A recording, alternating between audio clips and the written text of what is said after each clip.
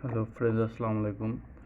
আমরা একটু আগে এই ফোনটি আমরা ইউফাই দিয়ে পার্টিশন করেছিলাম ইএমসিটি, এবং তখন সেই ফোনটি রান করেনি, কিন্তু বর্তমানে আমাদের ফোনটি রান করছে। দেখুন, আমরা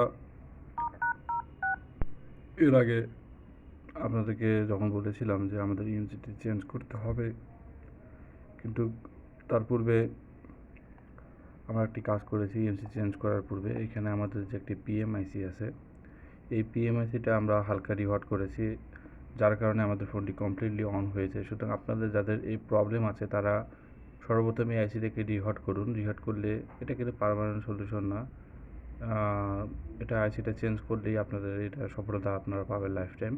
কিন্তু এটা রিহট করলে এটা চলতে পারে 10 থেকে 15 দিন, তবে এর থেকে বেশি চলতে পারে অথবা নাও চলতে পারে।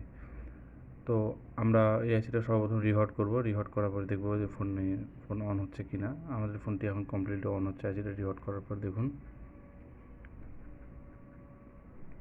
এই সেই Lenovo ফোনটি। সো আপনারা এই আইসিটাকে রিহট করুন। আপনারা রিহট করলে এই প্রবলেমটা সলভ হবে। এই আইসি মডেল নাম্বারটা আমরা আপনাদের দেখাতে পারি। এই হলো আইসি মডেল নাম্বার,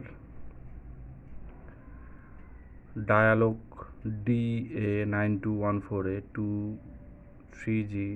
এটা হলো নিচের লাট, এর ভার্সান জে জি। তো আপনারা এই আইসিটি চেঞ্জ করবেন, তাহলে আপনার এই প্রবলেমটি সলভ হবে। তো ধন্যবাদ ভিডিওটি দেখার জন্য।